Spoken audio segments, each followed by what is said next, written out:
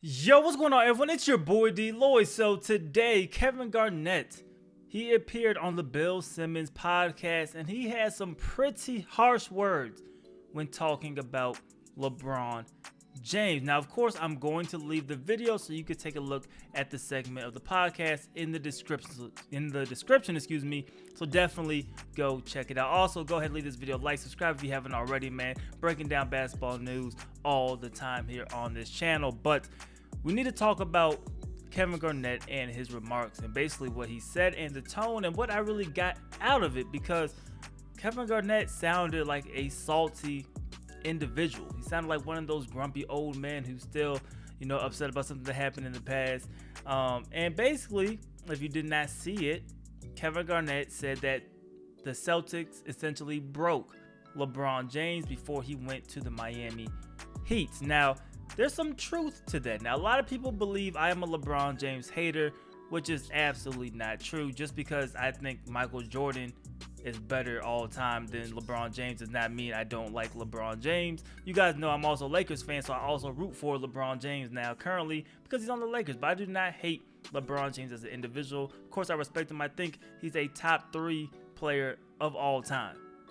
I don't think that's disrespectful in any way, but the way Kevin Garnett came across in this podcast sounded like he was hating somewhat on LeBron James. And the reason why is the way he came at Bill, said, "No, we broke him. Don't come at me with that." Basically, in that tone, was like, okay, well, let's think about it. Did you really break LeBron James? Now, at the time, we seen LeBron James taking off the jersey, walking through the tunnel when they lost to the Boston Celtics, a team that at that time had the big 3, a team that was considered to be the next dynasty in the NBA. Yes, they were underwhelming. They only won 1 championship during this quote-unquote dynasty. I don't think you could call it a dynasty because they only won 1, but a team that had high hopes, a team that was looked at as a potential dynasty at the time when the Boston Celtics got Kevin Garnett, when they went and got Ray Allen to go with Paul Pierce. Of course, Rajon Rondo was there as well, but I really think it came across as being spiteful towards LeBron James. So LeBron James lost to that team that was supposed to be that good, but when you look at the LeBron James Cleveland Cavaliers team, it was a terrible team. It was essentially LeBron James and nobody else. That was basically it at that time. So LeBron James deciding to go to the Miami Heat, of course, that's up for debate, right? He also teamed up with two other All-Stars, but Kevin Garnett teamed up with 2 other All-Stars. So saying LeBron James broke when he lost is like saying him himself broke when he decided to go from the Timberwolves to the Boston Celtics. We know KG wasn't getting it done on his own. We know KG wasn't surrounded with the best talent out there. Same goes for Ray Allen. That's why they teamed up in Boston. LeBron wasn't going to get it done with that Cleveland Cavaliers team. There's also stuff going on behind the scenes with Dan Gilbert and some of the people in the organization with Cleveland, which also pushed him out of there.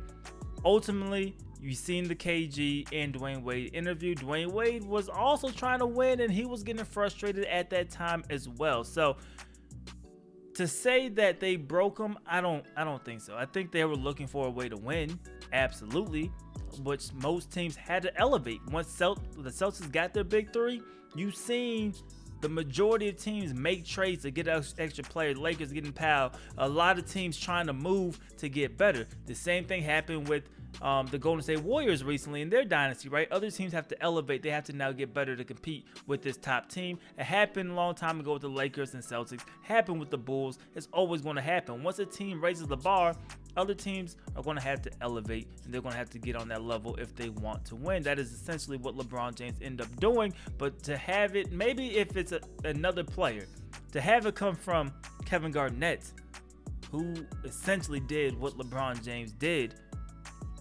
it's kind of ironic, right? And on top of that, LeBron James ended up breaking up that Boston Celtics team. Once Boston couldn't get past Miami, they end up breaking up.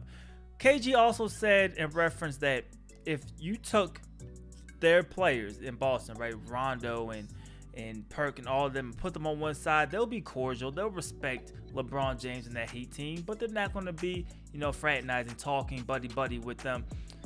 Basically trying to say that they weren't, they're not really going to speak to him like that. Like, they're forever against LeBron James. And I feel like that's kind of untrue, because we seen Ray Allen. Of course, Ray Allen and his love, I guess, right now with the Celtics team isn't at the greatest level of relationships, right? But Ray Allen went on to play with LeBron James in Miami. Currently, Rajon Rondo is playing with LeBron James. And Rajon Rondo signed also as a free agent, willingly, twice now, to play with LeBron James. I'm pretty sure you line him up, he will talk with LeBron James. Of course, he probably have his Celtics teammates back, but he's going to talk with them. So I don't understand how that really, made a lot of sense. So, like, overall, definitely, if you have not seen it, I will link it in the description. But let me know your guys' thoughts, man. Do you think Kevin Garnett came off as just an old hater at this point? KG did a lot of good things in the league. Of course, he's going to be remembered for the anything is possible type of stuff. But really, we know KG was a baller, man. He was a former MVP. He did his thing in the league. The Celtics will, I think, when we look back at it, be a team that underwhelmed. There's no question about it. They underwhelmed. You get 3 All-Stars at the time. Other teams don't have that, and you come away with 1. We expected more when that happened. I know they were a little older, but we did expect more when that happened. But do you think he came across as a hater? Do you see his point of view? Let me know your guys' thoughts. I love to hear it in the comment section below. Definitely be checking the comment sections to see what you guys have to say. But that is all that I have. Please go ahead and leave this video a like. It helps me out a lot. Subscribe if you haven't already. It's your boy DLloyd. I'm going to see y'all next time. Peace.